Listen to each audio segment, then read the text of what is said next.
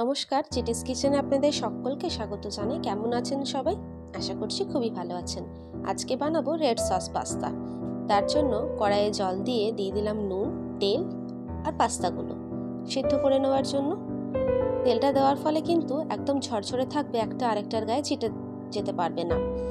সিদ্ধ করা হয়ে গেছে, সময় লেগেছিল 5 মিনিট। আমি হাত দিয়ে টিপে বুঝতে পারলাম, তবে আপনারা চাইলে মাছ বরাবর কেটে নেবেন একটা পাস্তা। দেখবেন সাদা একটা লেয়ার থাকবে, তাহলে বুঝবেন ওভারকুক না হয়ে পারফেক্টলি কুক হয়েছে।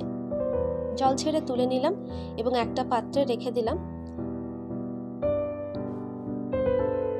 এরপর কড়াইয়ে জল নিয়ে টমেটোগুলো দিয়ে দেবো কিছুটা ব্লাঞ্চ করে নেওয়ার জন্য, কারণ আমাদেরকে এটাকে পেস্ট করতে হবে।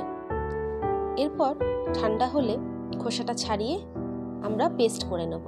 আমার এই ছোট্ট চ্যানেলে যারা নতুন, অনুরোধ থাকবে চ্যানেলটা সাবস্ক্রাইব করে পাশে থাকা বেল আইকনটা ক্লিক করে অল নোটিফিকেশনটাকে অন করে দেবেন। আর রেসিপিটা ভালো লাগলে অবশ্যই একটা লাইক করবেন, কমেন্ট করবেন, পরিবারের সাথে শেয়ার করতে ভুলবেন না।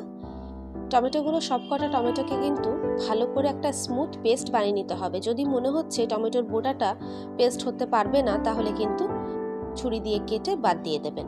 তাছাড়া একটু ভালো করে পেস্ট করলে মিক্সিতে পেস্ট হয়েই যাবে। ভালো করে পেস্ট করে রেখে দিলাম। এরপর কড়াইয়ে বাটার দিলাম। বাটারটা একটু গলে গেলে এর মধ্যে অ্যাড করে দেব রসুন কুচি। রসুন কুচিটা দেওয়ার পর বেশি ভাজার প্রয়োজন নেই। আমি 30 সেকেন্ডের মতো ভেজেছিলাম, যেন ফ্লেভারটা চলে আসে বাটারটার মধ্যে। এরপর অ্যাড করলাম কুচি করে রাখা পেঁয়াজ। পেঁয়াজটাকে একটু ভেজে নেব, সোনালি রং চলে এলে আর ভাজবো না। যতক্ষণ না সোনালি রং আসছে ততক্ষণ শুধু ভাজবো। এরপর দিলাম চিলি ফ্লেক্স, মিক্স হার্ব আর কিছুটা অরিগ্যানো। এটা দেওয়ার পরও আমরা 30 সেকেন্ডের মতো ভেজে নেব। তারপর দিয়ে দিলাম টমেটো পিউরেটা। টমেটো পিউরেটা দেওয়ার পর 2 মিনিট নাড়িয়ে চাড়িয়ে নিলাম। তারপর দিলাম কাশ্মীরি লঙ্কা গুঁড়ো আর দিলাম গোলমরিচ গুঁড়ো। এখানে কিন্তু আপনারা টমেটোর এই যে পেস্টটা হচ্ছে একটু টেস্ট করে দেখে নেবেন। যদি নুনের প্রয়োজন হয় স্বাদ মতো নুন দেবেন। আমি দিয়েছিলাম, আমার একটু প্রয়োজন ছিল তাই।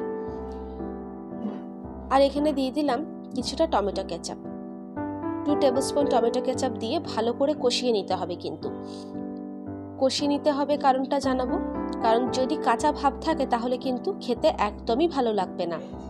আর ভালো মতো কষিয়ে নিলে যখন দেখবেন তেল ছেড়ে আসছে, তখন আপনারা পাস্তাটা অ্যাড করে দেবেন।